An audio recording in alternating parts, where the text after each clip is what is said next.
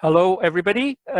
Good morning, good afternoon, good evening. I am Jose Roberto Guevara. Just call me Robbie. I am the moderator for this session. Welcome to Concurrent Session number 2 as part of the 5th UNESCO Forum on Transformative Education for Sustainable Development.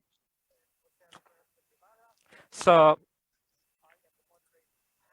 I'd like to welcome everybody from where you are, and I think it's really important that you also introduce yourselves so we can know where you're from.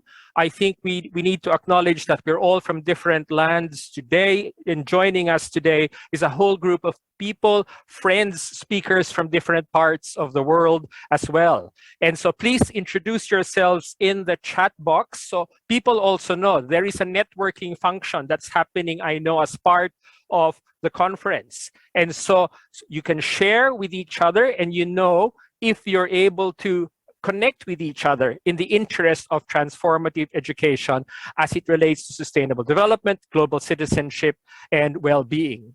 The focus of our session this day, because it might be morning, afternoon, or evening to you, really is making adult learning and education visible within lifelong learning, strengthening non-formal education for individual social system level transformation. There are so many words there, but at the heart of what we want to do is similar to what's in my background, is we are ALE. We are adult learning and education.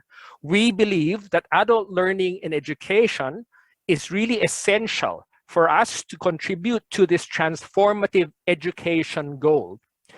But this whole transformative education goal for individual and system transformation can only happen if we also recognize that education is a lifelong, life-wide endeavor.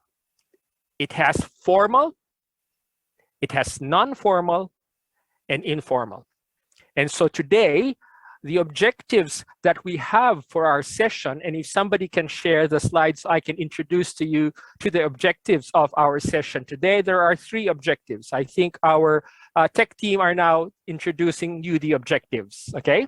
First is to share and analyze good practices, including those that show progress towards achieving transformative education in policy, curriculum, teacher development, assessment, learning environments, and pedagogy, etc. There are so many aspects of transformative education, but what we'd like to focus in today is to share good practices. So 2 of our speakers will share good practices. Actually, even our first speaker will share good practices as it relates to data and monitoring of transformative education.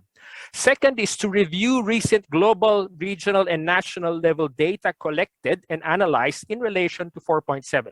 Why are we focusing on target 4.7? Because target 4.7 is where you have education for sustainable development, global citizenship, and well-being. Apparently, and I believe not apparently, that 4.7 captures really what it means if we are to achieve not just SDG 4, the education goal, if we are to achieve lifelong learning, if we are to achieve the sustainable development goals. And finally, to discuss possible benchmarks and successes for indicators for country programs to achieve transformative education.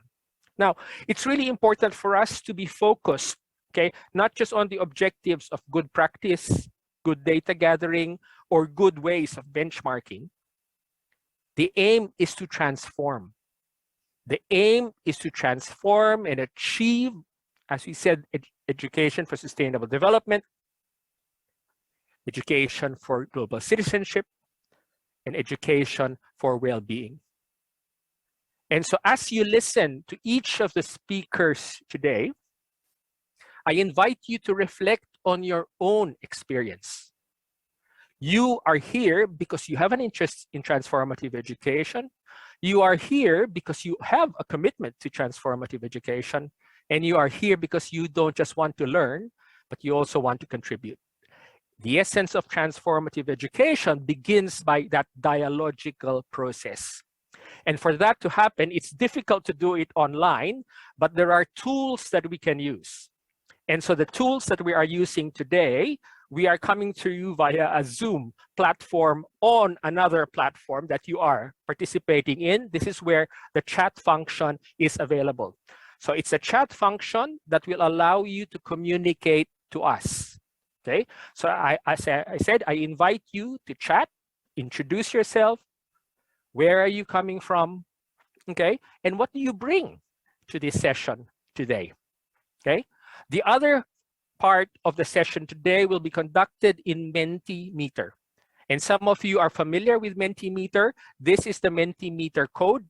We will show this again later, okay? But for those of you who are very tech savvy, you can take a picture now and you can see the Mentimeter, but we will open it up later, okay? It's just to say we will be using it.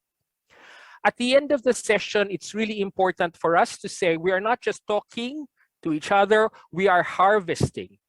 The aim for us is to come up with 3 recommendations. At the end of this conference, there will be recommendations that will be put forward for us as educators, for us as advocates, not just to be able to identify good practice, but to ensure that this good practice actually finds its way into further better practice.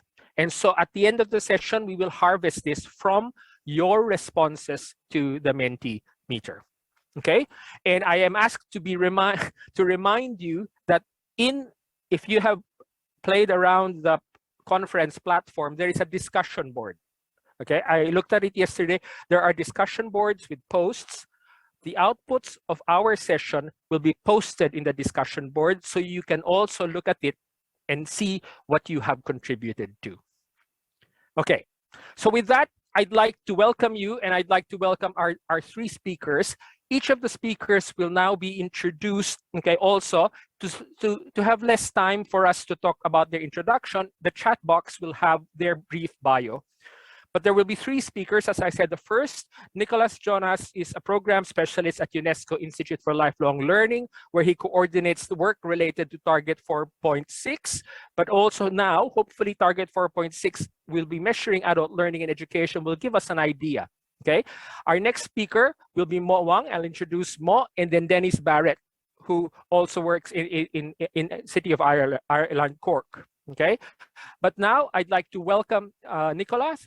Nicolas, again, the challenge is for Nicolas to tell us, how do we currently measure, monitor, evaluate, okay, adult learning and education, transformative education? What kind of data gathering do we have? And again, as I said, I invite the participants, as you listen to Nicolas, be able to see, oh yes, we do that, but we also do this, okay?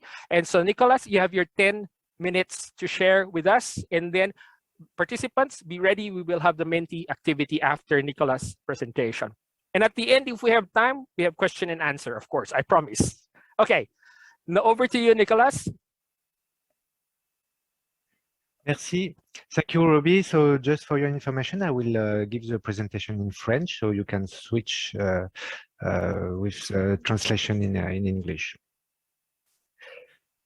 Donc, je m'appelle Nicolas Jonas, je travaille à l'Institut de l'Unesco pour l'apprentissage tout au long de la vie et je vais vous présenter aujourd'hui. Hello everyone, I am an expert in the program in the UIL, and I am focused on data monitoring, and I am going to share with you some examples of data monitoring and collection. I believe that all of you are experts in this field, and I believe therefore you are well aware of these related data. Globally, we are carrying out monitoring, and this is a very crucial aspect globally as well. Then in relation to adult education, there are many important aspects. I wanted to highlight the the vitalness of this because it is to promote efficiency. And using this efficiency, we can also measure the quality of the adult education. And going further, we can also see which programs are needed to satisfy the needs of adults. So overall, we can paint the big picture. And in relation to adult education, there is another aspect that is very important, and this is having these data to be utilized in a very effective manner. And here the word accountability comes in. And in adult education, what is needed is collection of these data and also how the public money and financing are executed. So we need to see whether these finances and funds are effectively also budgeted. And another aspect is advocacy, which is also another important aspect. By monitoring the data, we have a large number of stakeholders who are engaging in dialogue, and we can check whether this is being carried out. Furthermore, and this dialogue, whether it is being carried out in a consistent manner, so we can check this as well. And ultimately, we can also seek efficiency in the long run. And the last but not least, I would like to also highlight the aspect of sustainability. I believe that in many countries, adult education and adult learning, ALE, is only limited to the individual level. However, what is needed here is the fact that we need to be able to draw a long path or a road. So we need to paint this road down the line, and we need to see and look whether there are rooms for improvement. And globally, there are many data that are needed by people. We need to see which related data are needed. And we have been analyzing some data, and we have seen that some emerging countries have no access to these data at all. For instance, we can see that in North America, rather, we could see that they have greater access to these data. However, on the other hand, we can also see continents like Africa, they do not have full access to these data. And in more specific terms, we need to also look at the characteristics and the nature of these data. Most of these data actually come from the programs that are provided by international organizations. Some companies, they also conduct their own national level, nation level assessments. However, there are only limited numbers. And depending on the nation's needs, we also have the nations that have their own national programs, but also they can utilize the international programs as well. And at times, they also have the monitoring and assessing of these data. And there are also countries that do not have access to these at all. And at the current moment, we can see that we cannot say that we have a perfectly manufactured data right now. And however, we at the UNESCO, we are providing Grail, which is a report on the ALE, and this is a program that is carried out by the UIL. And we have been meeting in Belém, and we have been categorizing the 5 following aspects. And first, we see the importance in policy, and second, also participation and quality is also very important. So we can categorize ALE in 3 aspects: vocational training and literacy training, and also citizenship training. So these are the 3 categories. And under the Grail report, we can see what policies are being implemented.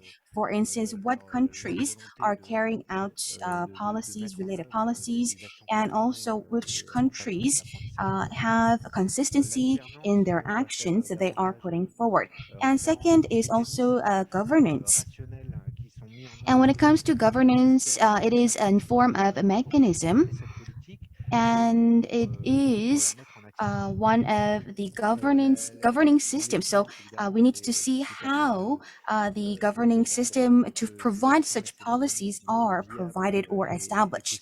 And third is financing aspects, and this is all about how the money is being executed in order to support the policy and governance. It is a very crucial aspect. And in Belém, also, we have touched upon the importance of many countries. being able to provide the participation rate of ALE for minority groups as well.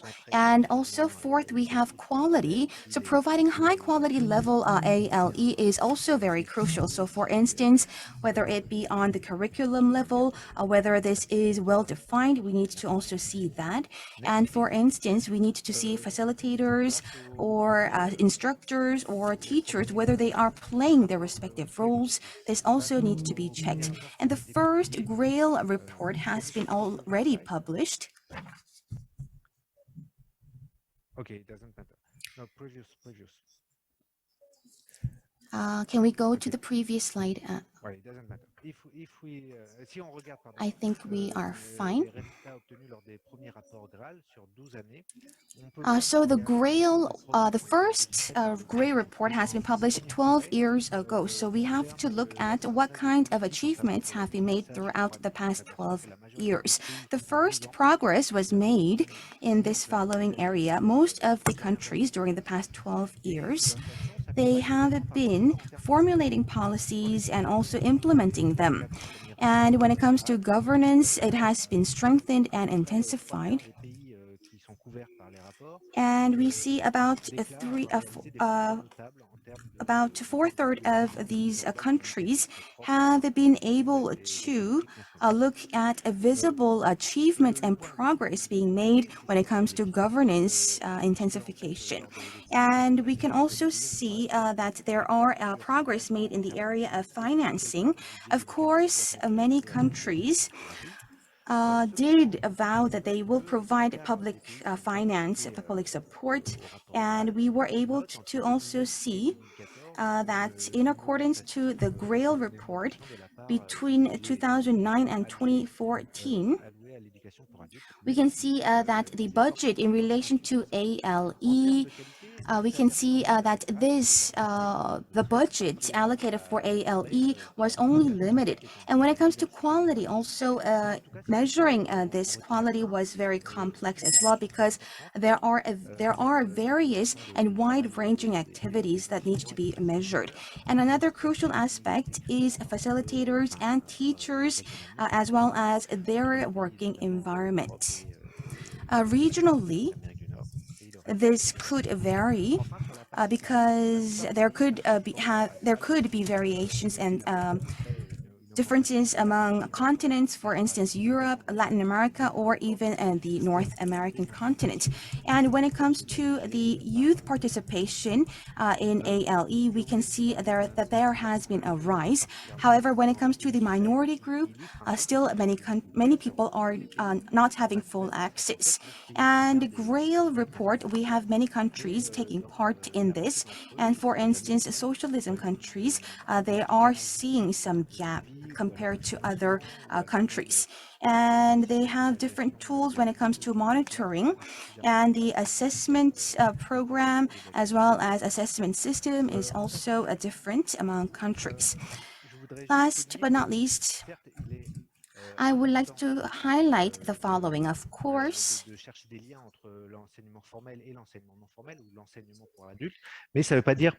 such regular, non-regular, and informal education and finding the linkage between these are very important. However, we do not have to extract all of our models from the regular education, because each country could have their own distinct characteristics and nature. And we need to also have a more innovative approach. And moreover, we need to go beyond education. And what I mean by this is to have and to look at the overall impact of ALE. And on the government level, we also need to exert more efforts. And on my last slide, I believe that there are many attempts and also efforts that are put forward to address the illiterate population. However, still over 770 million people currently are adult illiterate, and this is my conclusion. Thank you very much, Nicolas. Again, I think your last slide is very powerful. Your last slide is the power of numbers. I think a lot of us see the power of numbers in terms of looking at the capacity of the number to convey a message. But I think more than just the numbers, what you've given us is a framework. You've given us a framework of why we measure. You talk about efficiency, you talk about quality, effective accountability, and advocacy and sustainability. You give us a framework, but also you talk about pillars in terms of what do we measure. You talk about so why we measure, what we measure in terms of policy, governance, financing, participation, inclusion, equity, and quality. And then you talk about the areas where we're measuring, basic literacy. You talk about community education, global citizenship, and you also talk about vocational skills and workplace. So it's a whole range. Okay. So when we talk about transformation, okay, and so what I'd like to do now is to be able to present it to you what data did Nicolas present to us, and are there gaps in this data that you think currently, look, this is not being measured either nationally, regionally, or globally. So I'd like to present the first question. So if the people controlling the slides now can show, so this will be the first question. How can we expand the current monitoring of ALE to more effectively, again, make the link between formal and non-formal education visible? So the assumption of the question is that there's an aspect of ALE that we measure. And as Nicolas said, a lot of it tends to be individual. But also there's an aspect of ALE that we might measure, but other people don't have access to this, okay? And so it's your turn now. Nicolas has challenged us, has presented to us in 10 minutes, a quick overview of what is being measured, the breadth, as I said, the areas of which are being measured. And so I'd like to share my screen now to be able to show you, okay, just to revisit, this is where I think what you will hopefully be seeing would be the screen with the Mentimeter. Okay, we've seen 13 people respond now. I can see how many people have access to this. Okay, so what I'd like you to do now is, because I'm not sure how many people are in the room, but hopefully there's more than 13 people in the room with your thumbs up, liking, and all that. So again, we're going to move to the first question, and I'll go to the full screen. The first question now is, as I said, identify ways to expand the current monitoring of ALE to more effectively make the link between formal and non-formal education visible. What is it that we can expand on? So one word, 2 words that you'd like to be able to talk about. Tell us what you think we can expand on. What are the other things that we can measure? Or what are the things that I think Nicolas himself talked about in terms of who is measuring, what kind of data are we measuring, or what kind of data are we missing? Okay, so I'll give you a chance to think. I'll go quiet for a while because I think there's a bit of a delay in between, but so you can see the answers are happening.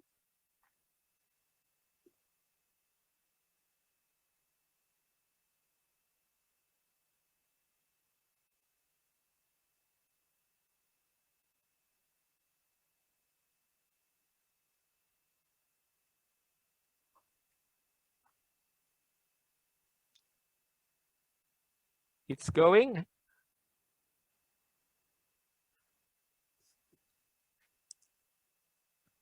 Okay, so have a look. So now you can see that there, and again, we're not going to close this immediately because I can understand. So some of these are the things: budget, measuring budget, impact, voices of youth, learning outcomes, financing, case studies, okay?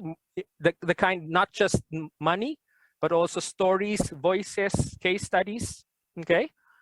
So these are some of the things that we can still expand on. We might be measuring some of them already, but what we're saying and what we tend to see is that there tends to be an invisibility to some aspects of adult learning and education, particularly the non-formal aspects.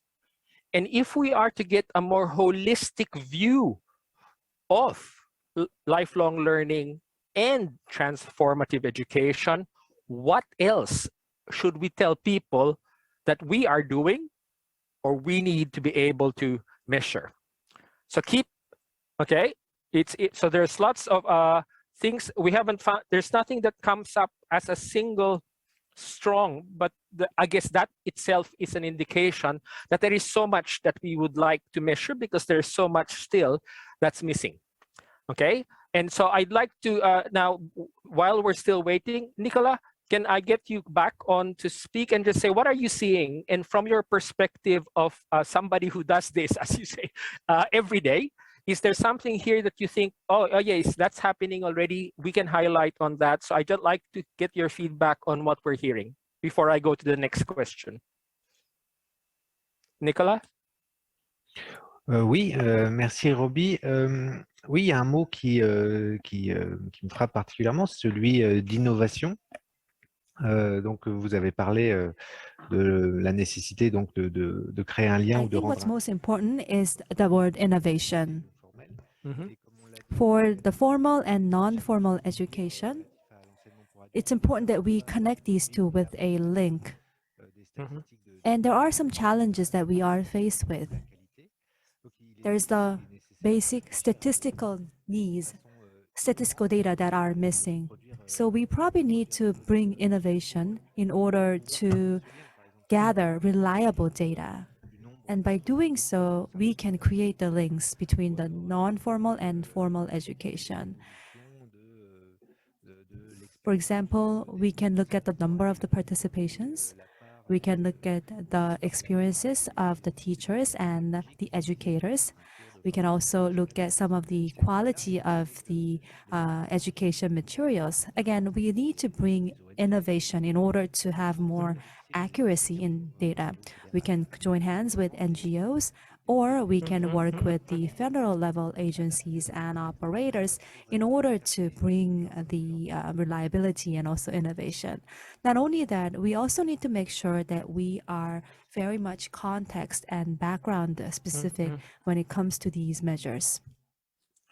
Yes. So thanks. If sorry for the delay because we're getting translation as well happening. I like your keyword, Nicolas. It's innovation, and I think when we talk about innovation, it's innovation of not just what we measure, but how we measure. That's one. I think second, and I think that's what part of the innovation is. Who is doing the measuring? Often it's like people will do the measuring, like in the formal education, it's the teacher that will do the measuring, okay? In the non-formal, what we're saying, as I think you mentioned, is who will monitor? Can we get the people in the grassroots from the bottom up themselves? Because again, you talk about the problem of accessibility of data because it seems that data is out there. Once it's collected, it's somewhere else. But if data centers on the very people who produce non-formal education, who produce it in the grassroots, then there might be less problems in terms of the accessibility of the data. Okay, so I'd like to keep those in mind, and it's a richness. As you can see, we might have only 15 people, but we have more responses than necessary in terms of trying to piece together. And the challenge for my colleagues today is to try to piece together how do we therefore weave what Nicolas has said and what you have said around innovation, basic statistical data, reliability of data in relation to context, but also innovation in terms of who is measuring for whom. Okay, now I still have my screen, but the next screen now will be a preview. It's voting is closed, so don't try to vote, but I'd like you to think before I go to our next speaker. I'd like you to think, okay? So Nicolas has talked about what we measure, why we measure, and who can measure. But what we're talking about now is measuring has a purpose. And the aim of measuring is to get somewhere. It's to get to transform our education to achieve sustainable development, global citizenship, and well-being. The argument we're going to make and the argument that I'd like you to listen to as we go through our next two speakers is how do we bridge? How do we bridge, one, across the lifelong learning spectrum, but more importantly, the dominance of formal education. Okay, I was in the session yesterday on policy, and a lot of the discussion was on policy for formal, the teachers and schooling. We forget the non-formal. How do we bridge this? I'm not saying let's forget the other. I am saying one will actually strengthen the other. So start to think about this as we go through, and I'll stop sharing my screen. You have the question there, and the question will again appear later on. But I'd like now to welcome a colleague and friend as well, who's been with us, working with learning cities and in the projects that we've had. So I'd like to welcome Wang, who's a program specialist at the UNESCO Institute for Lifelong Learning in Hamburg, Germany. And Mo will begin to talk to us about a global picture of some examples that might help to bring this whole idea of bridging. And so Mo, I'd like to welcome you, and you have your 10 minutes now. If the slides can be shared, or we can see you first, Mo. Welcome, Mo. Thank you, Robbie. Ladies and gentlemen, colleagues and friends, good morning, good afternoon, good evening. It's a real pleasure for me to present today at this event. The title of my presentation today, just a minute, I need, sorry, I can only still see Nicolas, but not the slide page.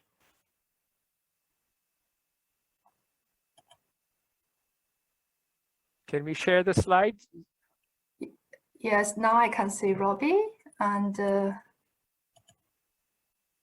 okay, anyway, if you can see the slides, it's all right. I could no, play in we can't see the slides also, Mo. Yes, yeah, okay, good. Okay, okay, sorry. Yes, hello colleagues again, sorry. My name is Wang, program specialist from the UNESCO Institute for Lifelong Learning, and the title of my presentation today is Utilizing the Power of Non-Formal Learning for Sustainable Development in Learning Cities. I would like to start by introducing the UNESCO Global Network of Learning Cities and the concept of learning cities. The UNESCO GNLC was initialized by UIL in the year 2013 and is an international policy-oriented network providing inspiration, know-how, and best practice. So far, we have engaged, next please. So far, we have engaged 229 cities from 64 countries as member cities. Next, please.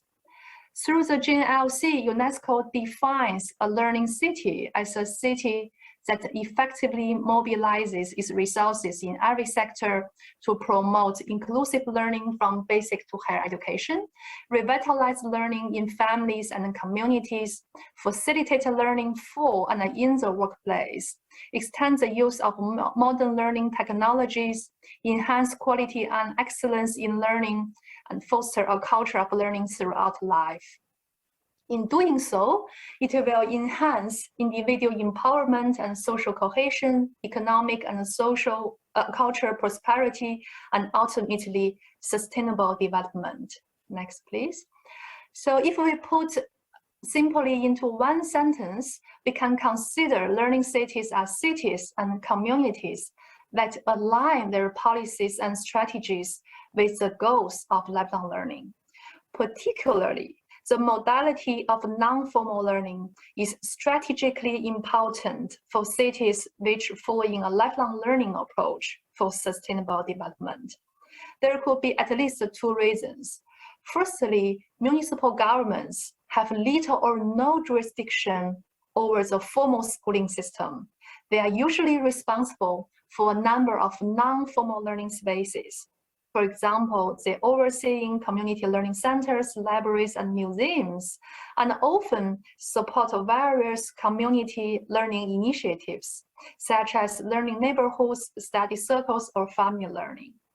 Furthermore, cities really have the advantage of cooperating and coordinating with local partners from a variety of sectors to design, develop, and implement non-formal and informal learning programs to cater for the diverse learning needs of their citizens. Many of our member cities have been able to set up a variety of non-formal learning programs to promote learning in all settings and spaces. They are able to connect the different learning modalities, formal, non-formal, and informal, therefore to create a microcosm of sustainable educational practices, thereby establishing a culture of learning and education, responsibility and participatory citizenship and collaboration with stakeholders. Next, please. So we have recently compiled a publication on the best practices of our member cities, following a lifelong learning approach, in particular, utilizing the power of non-formal learning for sustainable development. Today, I would like to share briefly two cases. One is at the policy level, another is a practice level. This policy case is from the city of Shanghai, People's Republic of China.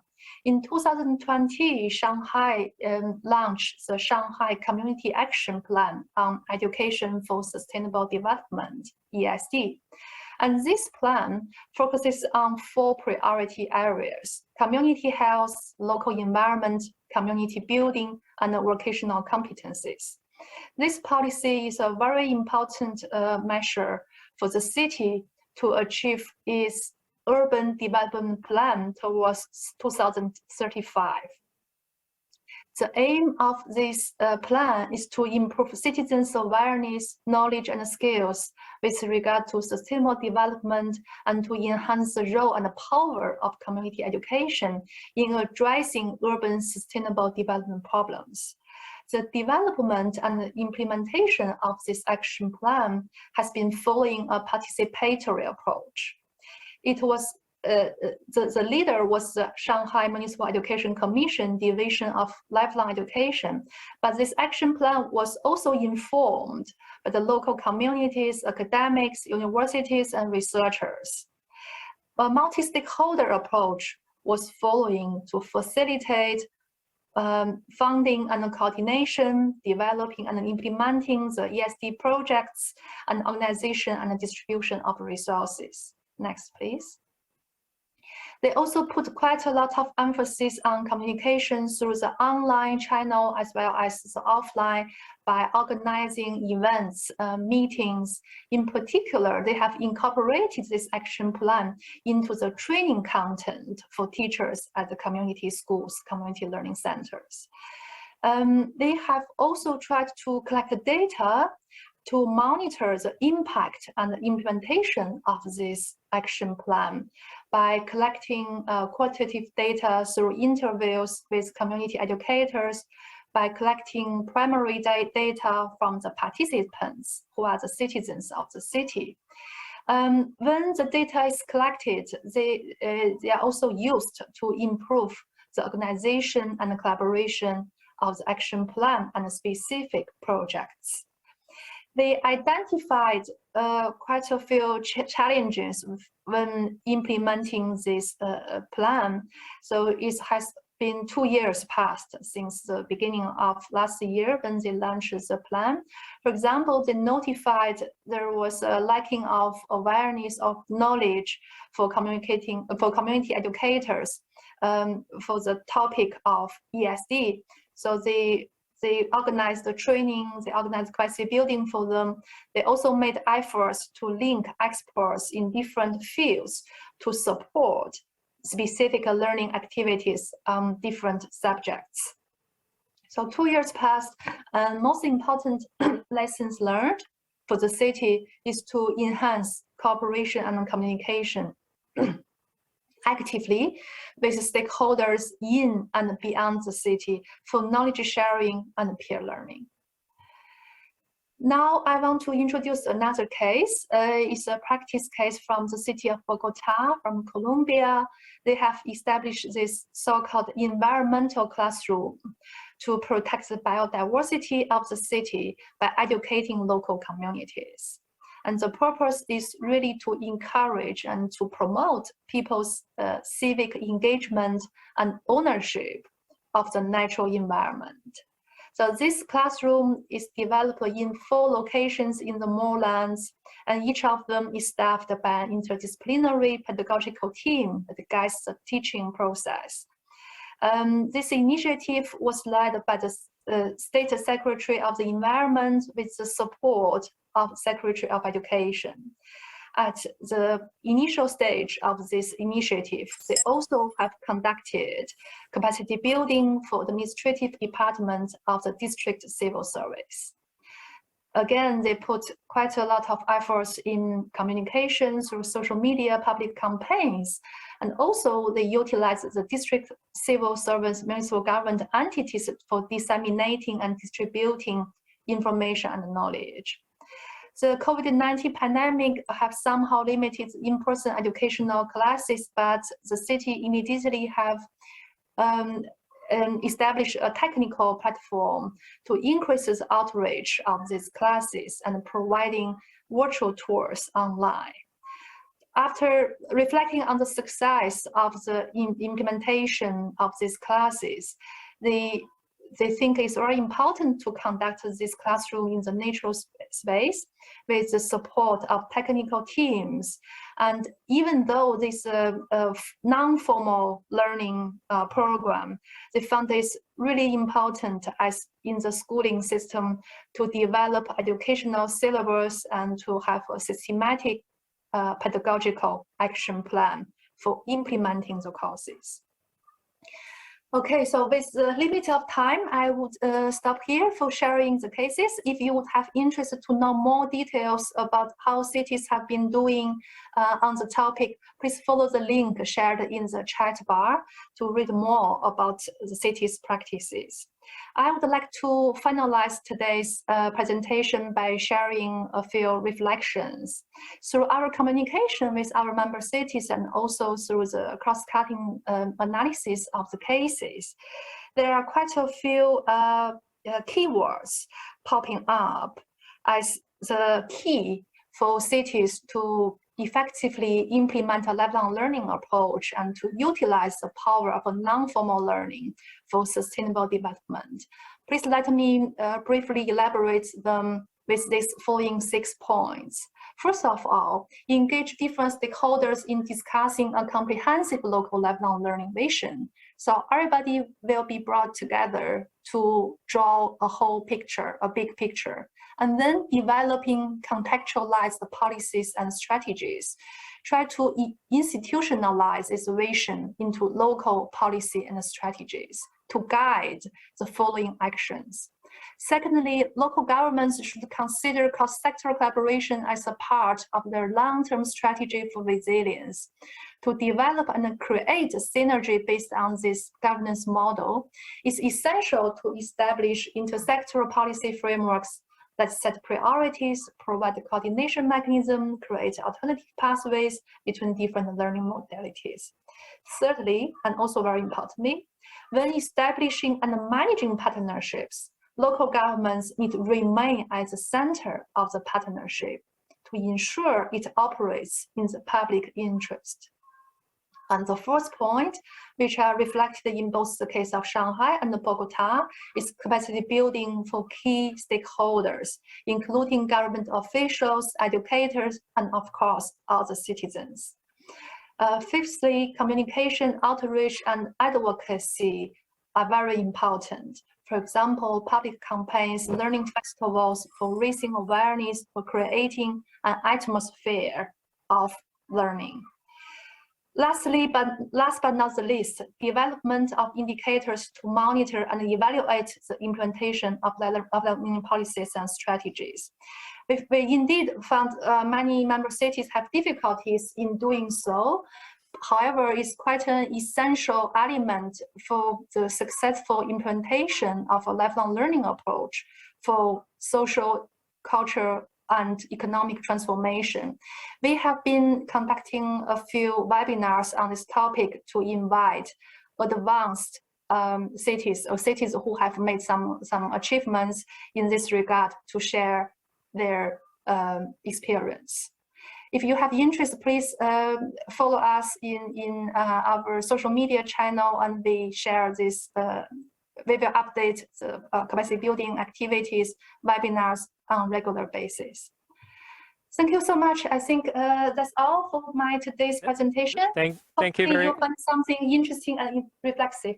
Thank you very much, Mo. There's so much I'm not going to try to summarize, I think, but one of the things that you emphasize is the importance of data, which carries it on. But I think central to your example of learning cities is this whole idea, because local governments are not in charge of the formal education, non-formal education is really very important in that aspect. And so this aspect of the session on bridging is really important. I'd like to alert the people who are here. I've opened up the Mentimeter, but I'd like now to introduce Denis Barrett. Is the Cork Learning City Coordinator with the Cork City Council in Ireland. And I think Mo gave us a big picture. I think Denis will give us a story from a local perspective. So I'd like to welcome Denis. Thank you, Denis. You have your 10 minutes. Thank you, Robbie. Thank you, Robbie. And hello, everybody. We are very pleased to join with you today to bring our own story as a city and to reflect a lot of what Mo has shared, because we have brought that concept and these ideas into practice over many years in our own city in Ireland. The title of my presentation is Empowering the Non-Formal Education Sector. And I use that word for two reasons. We understand from our experiences that the non-formal education sector empowers people, and it is often the first step back into education, which is really important for those whose first experience of education may not have been a positive one. But secondly, in our own experience in the city, we see that by empowering the non-formal education partners as equal partners in our shared strategies and actions, that has a big impact on our overall transformation as a city. Next, please. The characteristic of our Learning City approaches in the City of Cork is a partnership model. And throughout the presentation, I will show a range of different examples of how partnerships have been brought together. But really crucially, the partners are equally valued and they have equal status. So our lead partners' logos are on this slide, and they include our universities. Also, our Education and Training Board is an equal partner with City Council. Just like Mo says, our City Council does not have a direct responsibility for education. So for our City Council to take a leadership role, seen as an equal partner with the universities, with the formal system, and within the Education and Training Board, all levels of the education system are represented, from early years, primary level, second level, adult learning, community education, learning in older years, and workplace learning and apprenticeships. So it really brings in those partners a lot of the voices together. But we will reflect a little in the examples how we have included community voices also. Next, please. So where are we? Cork is located on the very south coast of Ireland. And in a lot of maps, including the UN map, Ireland tends to be located in the centre, and Cork was, as a port city, a really outward looking city, and we remain quite outward looking. Next, please. So our population is around 210,000 people, quite a small city, and we were honoured to be selected by UNESCO and to work with UNESCO when the Global Learning City Network was formed, and we were selected as hosts of the 3rd International Conference on Learning Cities in 2017 to follow the lead of Beijing and Mexico City. And it has subsequently been hosted by Medellin in Colombia and most recently by Korea, by Yeonsu. So Cork plays part of a small city in this important story. Next, please. Looking back to 2002 and to our ambitions to become a learning city, you will see even then, ahead of the global network of learning cities, that our leaders in our city, and we reflect and we thank them and we appreciate their wisdom, because they wanted to involve all stakeholders, and they named non-formal and informal as having an equal part as the formal partners. The challenge then is the challenge now. How do you create a culture of lifelong learning in your city? And what does that mean? I reflect on this, and I think that to an outsider, something that seems unusual when it is part of your culture, it's perfectly natural. So over those years in Cork, we have sought to make an engagement and learning throughout your life, lifelong and life-wide, a perfectly natural part of everyone's life. Next, please. How do we represent this subsequently since 2002? All of these examples on this slide reflect our action projects, our structures, and our partners. And in each case, the non-formal partners, the informal partners, are there with the formal partners. And you can see on the right-hand side all the layers of our education system that we reach out to and involve in our roundtables. How we represent our actions is also important. In this slide, we are not a hierarchy. Each of these initiatives is equal and is represented as a planet circulating around our Learning City structure, which has our partners as leaders. Next, please. The first initiative, when we asked ourselves, when we come together as partners, how can we add value to each other's efforts? And how can we innovate? How can we do more and do better together? So the first idea, and some of the ideas did not work, but this was the most successful initial idea, was the Festival of Learning, celebration of learning. And from the start, it set out to recognize all forms of learning for people of all ages, interests, and abilities. It opened a book and offered a chance for any partner to host an event, and that it would get the equal publicity regardless of whether it was a small community activity or a university. And it included everything. And that approach, it really worked. All the events were free and there was no grant aid. So each organizing body did it because they wanted to. So it was their own motivation that drove it. And it grew over many years from 65 events to almost 600. Next, please. This is just some sense of the color and the variety of the activities that are featured in a week long of activities that happens every year. Next, please. And when we can't have an in-person festival, we use the same approach to recognize all of those examples of good practice by having a series of awards. And we created 10 separate categories to reflect the range of learning opportunities and to highlight good practice among our citizens. Next, please.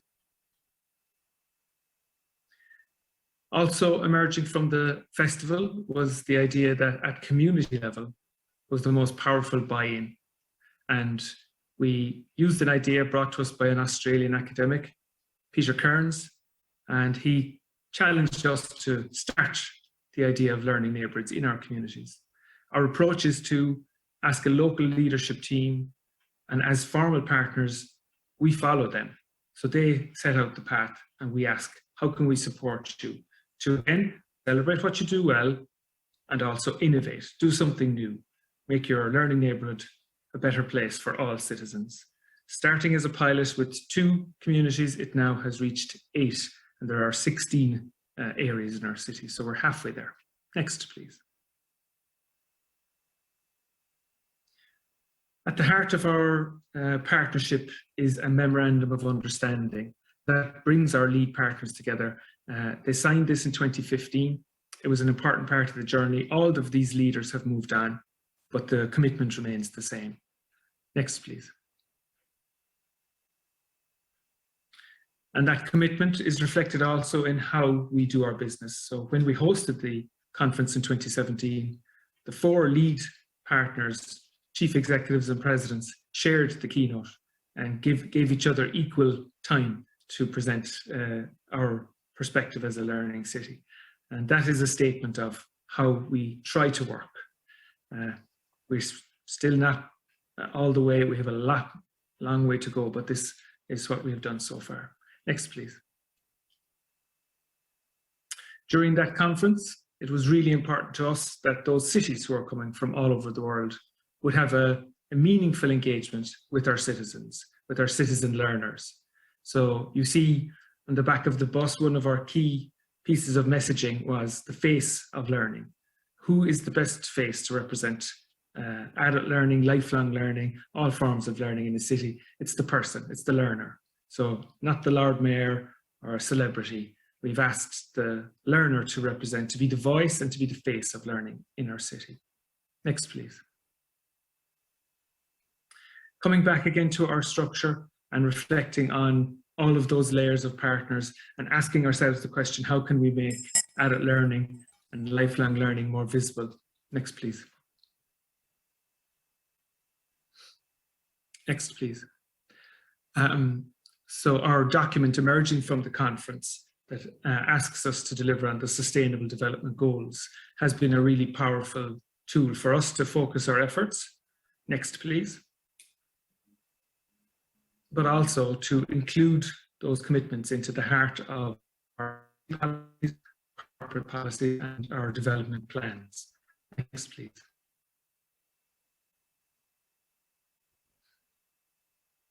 More recent milestones on our journey, I'm going to just share a couple of them with you now. Next, please. The first is the Sustainable Development Goal Leadership Series, so as a learning city.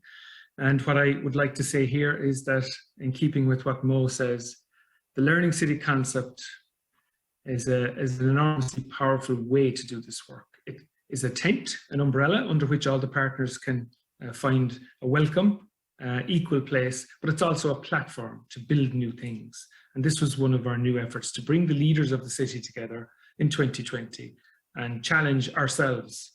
That's business leaders, public sector, private sector, community, voluntary, all. How can we implement the SDGs for the next 10 years? And that leadership series continues. Next, please.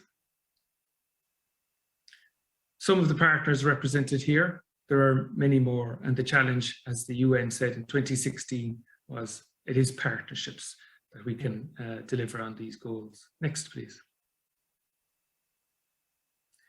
So one of the initiatives that brings the non-formal partner really to the heart is to try and deliver on SDG 4, quality education and lifelong learning for all. Tackling educational disadvantage, we have turned that upside down and created a network of access partners. So we use the positive version, access to education, access to lifelong learning. And by bringing all the partners together, including those who work with prisoners, who work with minority groups, universities with their access centres, bringing those partners together to ask ourselves, who's doing good work, how can we support you, and how can we fill the gaps? Next, please. And today is an important part of what we are committed to as a learning city, to learn from other cities and learn from other organisations and networks around the world, but also to share with you what we're doing. One of the core themes of this conference is the health and well-being as part of the sustainable development of our planet. And Cork, with the city of Osan in Korea, working with Unesco Institute for Lifelong Learning, has been hosting a global network concerned with learning for health and well-being over the last 2 years. But this is just one of many networks that we are actively leading and learning from. Next, please.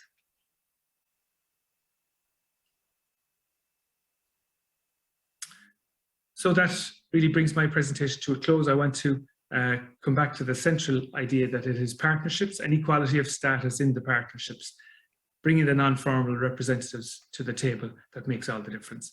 Thanks, Robbie, and thanks to you all.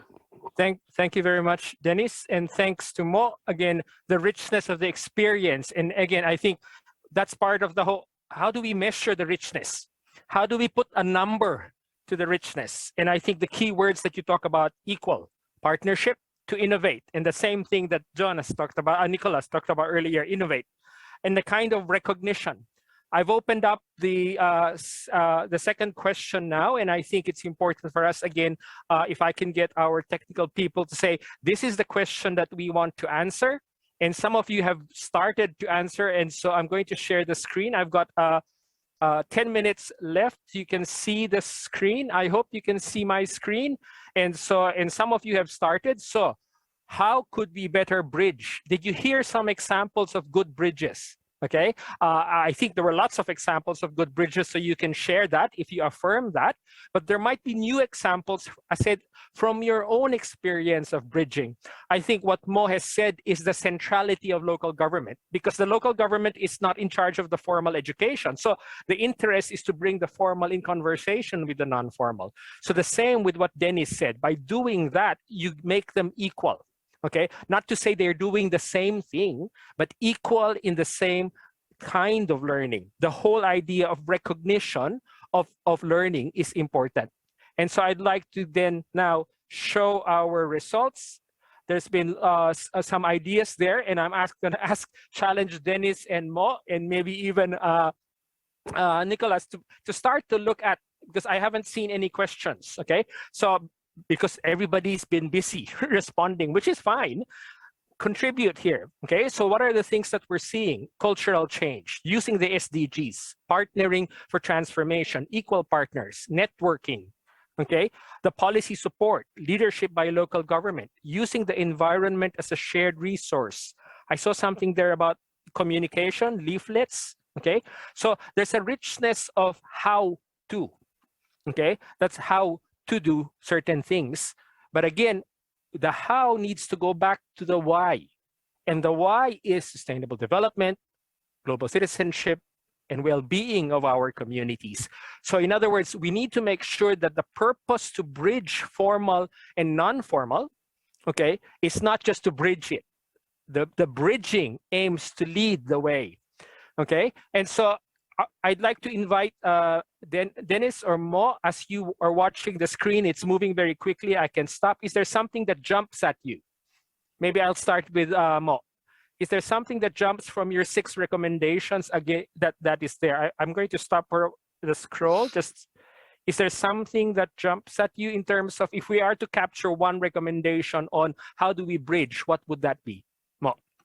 Yes, thank you, Robbie. Yes, I saw a point shared by a colleague regarding to establish policies for creating an enabling environment. I think I also mentioned in my presentation, this is a very important point. And I also saw another point regarding this engagement at the institutional level. For example, to promote universities' engagement in communities, to promote universities to open the door for some non-traditional learners, for example, the older adults. This is also a very important point. And I see repetitively some sharing on the flexible learning pathways to link and connect different learning modalities. I think these 3 points I want to highlight in particular. Thanks. Well, Denis. Thanks, Robbie. I see lots of reference to partnerships here. And I think from reflecting on our own experiences of what has worked and also what hasn't worked, partnerships that bring, and I see a mention between institutions and community groups. So oftentimes a problem such as any of the challenges represented by the SDGs, it needs partnerships, but tackling one project can be a great way to do this. So that would be a reflection I have at city level. That can happen at senior level, like that SDG leadership series I mentioned in my presentation, but it can also happen at community level. A set of small actions that need all the partners, the public partners, business, industry, trade unions, as well as community. Those are the things that that I am inspired by seeing on these comments around transformation, Robbie. Really. Thanks, Nicolas. Before I go to the last question, thanks the technical team for sharing it again. 27 ideas. Nicolas, anything that jumps at you? Hopefully. Metaphorically jumping at you, Nicolas.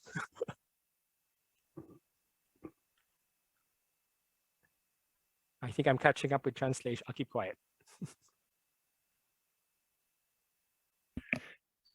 Oui. Excusez-moi, la traduction n'a pas traduit complètement la question. I don't know if I have understood the question clearly. Can you repeat the question once again? Nicolas, just anything that that you see from the answers that you think you'd like to say, this is what I think I would recommend. Oui, alors il y a plusieurs éléments qui sont très caractéristiques hein, des données relatives Right à now, I l'apprentissage pour see adultes, many answers notamment being posted. I see many aspects that are related to adult education and adult learning, and especially in relation to networking and cooperation and coordination. I believe these are very crucial. Yep. And what I see is that there are many meaningful data that can be created from this. And in this context, I believe that there could be the creation of many valuable data. And it is very difficult for us to only extract data from these policies only. And in order to really extract meaningful data, we need to look at the activities on the field, and these data will be meaningful. Therefore, I believe that this is the most largest characteristic when it comes to ALE. It is very diverse, it is very wide-ranging, and very complex. I want to highlight this. Thank you very much, Nicolas. And now 네, to the 감사합니다. last question. Okay, my last question, as you said, and I'm going to pick up the last question, really the third question from Denis bus. The bus talks about the face of learning. Okay, we can achieve connecting. We can achieve connecting local and global, connecting the SDGs. We can achieve connecting, for example, the formal and the non-formal. We can achieve more data. But who is part of that data, as people saying, how do we make sure that it is people who are in need of the transformation, not just the individual, but the community transformation? So how can we make adult learning in education formal, non-formal, informal, local, regional, global? How can we make this more inclusive? Because again, the purpose is not the number.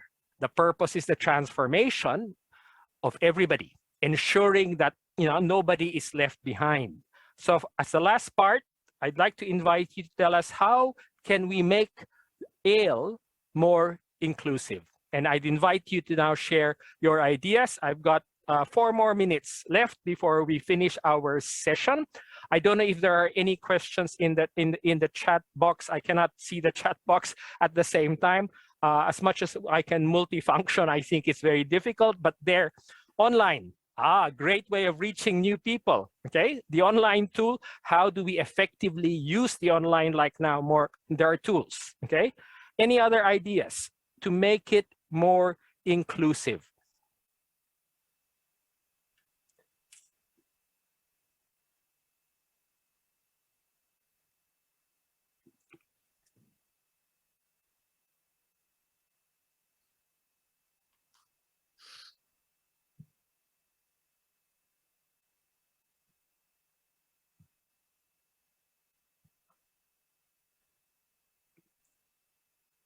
Okay, open networks that welcome organizations, voices of the marginalized in policy, allocate investment, community identified indicators, a variety of languages. Yes, I agree, not to focus on the most spoken language, the whole idea of diversity. Okay, so there's a richness, open spaces. So part of that, we're starting to see the bridge, okay? We're starting to see the bridge of our first conversation about what kind of data will we need. And we saw, if you will remember, a richness, like there's no one data that will answer the question. We need to acknowledge that data to tell the story needs to also have a wide variety, both quantifiable and quantified and qualified data. So stories and numbers is the first story I think we're trying to share, and that there's innovation. Nicolas said there's innovation in not just what data we collect, but how we collect this data. Okay, I think that's the key recommendation from the whole notion of data in richness and diversity, but also that we look at it innovatively in terms of who provides not just what we measure. Okay, second question around the bridge. Okay, learning cities and learning communities can provide an important bridge. But what is it about the learning city concept? Okay, the bridge is that you provide a platform for an equality between formal and non-formal education, which is really important in lifelong learning.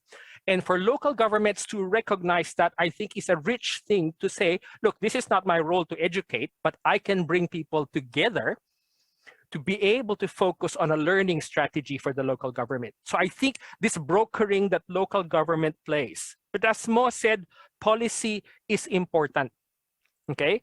And by having, I like what you say, Denis, when you say naming the equality, you name it that we believe in this. By naming it, naming does not result in it happening, but therefore Mo talks about the institutional engagement. And how do you ensure that this institutional engagement is sustained? As Nicolas says, sustainability is again through this whole idea of partnership. But in the end, we say, look, what is it for?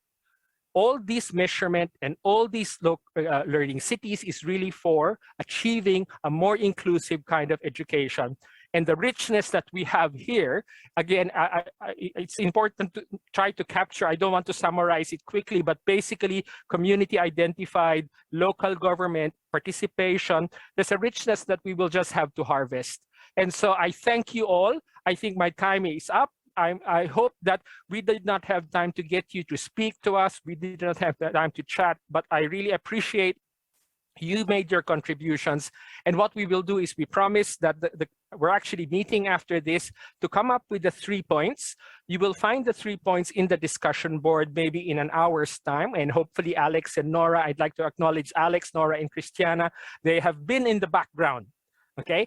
But all of us have been in the background because all of us are in a way pushing forward to make sure that we achieve not just to transform society through transformative education. What we've realized today is we also have to transform the very way we think of education. And by looking at the opportunities available that learning cities provide and the work that again, Nicolas talked about, I invite you to be able to look at GRAIL in the next few months as we lead up to ConfinTS 7, which is the Adult Learning Festival.